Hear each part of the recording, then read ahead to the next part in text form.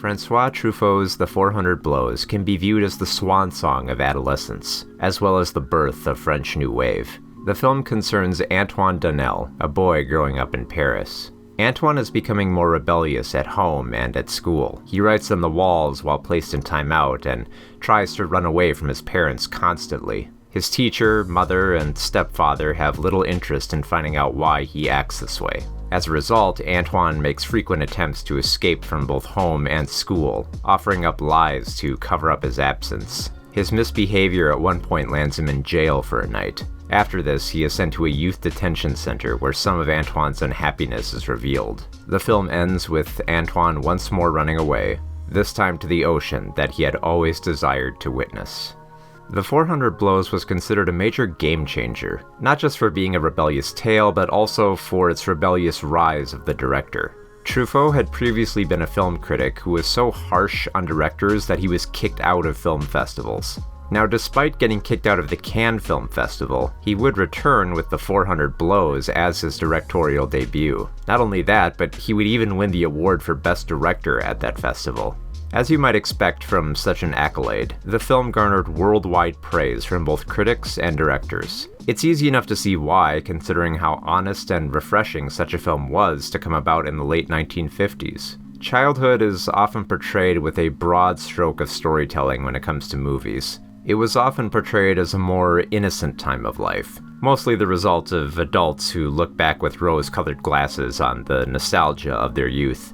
Truffaut's film rips off those glasses and smashes them, and in many ways, The 400 Blows has the balls to say that childhood just kinda sucks.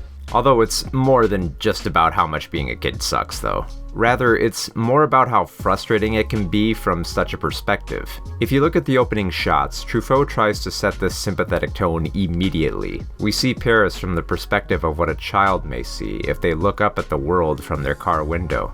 We also get to share a lot of small and relatable moments that are not so much meant to convey childhood predicaments as they are observations on the mindset of an adolescent. Now sure, Antoine does seem to do a bit more than most kids with how he steals for money and skips school to have fun, but it's easier to identify with his fear of not having completed his homework, or his disinterest in a parent who waxes about their own youth as a means of trying to connect. It's interesting to observe Antoine as someone who tries to avoid responsibility and constantly lie to cover up his mistakes and misdeeds. Adults condemn and punish him, but really, adults are just like Antoine. They will also lie and make numerous attempts to subvert any wrongs they may have committed. One of the biggest lies revealed later in the film is that Antoine was not wanted by his mother. She originally wanted an abortion and attempts to fight off her views of her own son being a burden on her life. She doesn't so much love Antoine as she does tolerate him. And there's something so cold about that, where Antoine really only experiences either toleration or hate from the adults around him. Truffaut's film is one of his most personal, considering his rocky adolescence of being a juvenile delinquent. He specifically chose actor Jean-Pierre Laude for the role of Antoine because Jean-Pierre reminded him so much of himself at that age. Truffaut even gives Antoine certain episodes of delinquency from his own experience, as when Antoine lies about the death of his mother as an excuse for skipping school.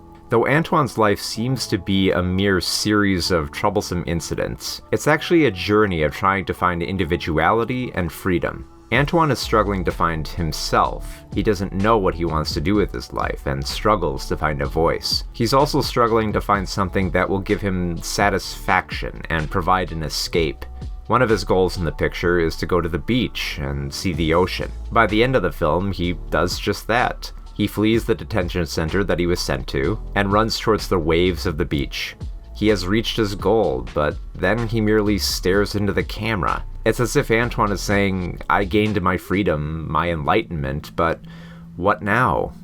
Where do I go from here?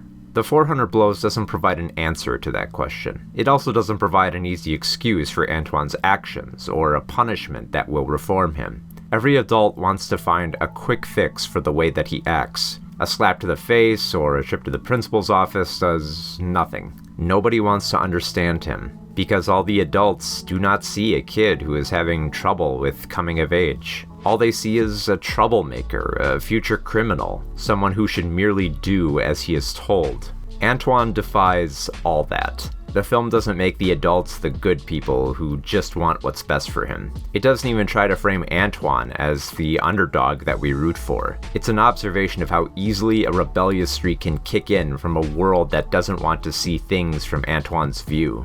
It's why that final shot feels so perfect. We spend the entire picture watching Antoine, judging him with our eyes about his actions.